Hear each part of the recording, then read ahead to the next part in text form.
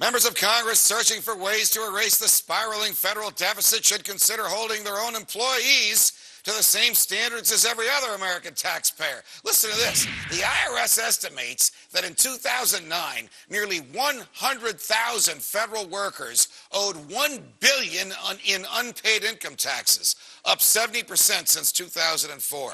My good friend, Utah Republican Congressman Jason Chaffetz says the feds owe it to the taxpayers that employ them to pay what they owe.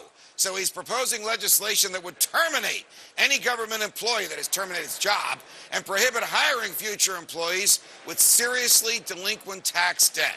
But if you or I don't pay our taxes, what happens to us, Congressman Chaffetz? We go to jail. Representative Chaffetz, welcome back to Freedom Watch. How serious a problem is this? Federal employees not paying their taxes. What's delinquent? 1 year, 2 years, 3 years? How far back does it go? Well, it could go back for any period of time, but these are people who have exhausted their the adjudication process. They've gotten to a point where the IRS has actually put in a tax lien. It just doesn't seem fair that they're being paid by federal taxpayers, but they're not paying their own taxes. And so the bill says if you get to that point, then you're fired. There are too many people that are doing the right thing. And to answer the other part of your question, this problem's getting worse, not better, because just 5 years ago, there was about $600 million in uncollected. Now that's gone to up over $1 billion. All right. You know, because you're a lawmaker, that a lot of laws would have to be changed to allow the government to fire somebody because of a private dispute with another branch of the government. There's all kinds of civil service protection that they have.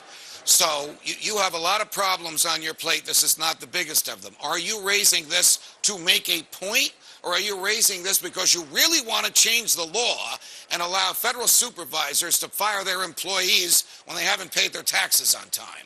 No, I want to get them fired because actually the IRS did not have a very good compliance rate. So the law was changed and allowed the IRS to do this to their own employees. Well, guess what? Now they have the highest compliance rate. So I'm actually taking that law and I just want to give that same ability to the Department of Interior, to the EPA, to all these other agencies.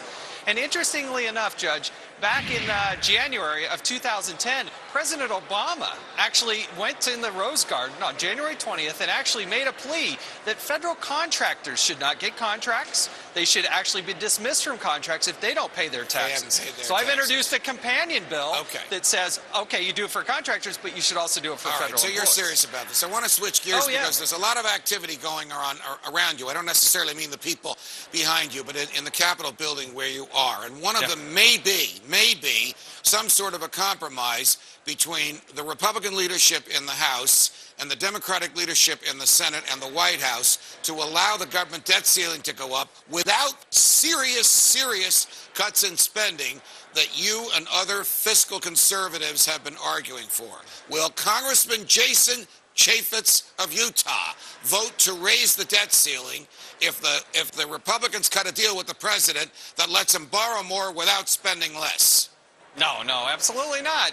Leadership may think that they can go do that, but I actually get some pretty strong signals from Speaker Boehner and Eric Cantor and Kevin McCarthy and others to say, no, we can't bring our membership along unless we're actually reducing and dramatically reducing spending. So, no, absolutely not. There is no reason to raise the debt ceiling if we're not going to get serious about cutting spending. Are we going to have a serious debate about the role of the federal government in our lives, about how long entitlements are going to go on, and about limiting the president? Or are we just going to keep enacting these continuing resolutions for 2 weeks and 2 weeks and 2 more weeks without any serious debate? We have to. Guys like me got elected with a mandate, and I can't go back to my district unless I'm dramatically cutting the size and scope of government. And the culture's changed. It used to be that members would come back and say, well, look at all this pork I brought back. Well, I beat a guy like that. And now I've changed. I don't ask for earmarks. I haven't done any of that. And the people have rallied behind people like me. So we saw a sea change in November. We better darn well see a sea change that happens here this spring and summer. Got it. Congressman Jason Chaffetz, it's a pleasure. Thanks for joining us. Thanks, Judge. The plan to cut social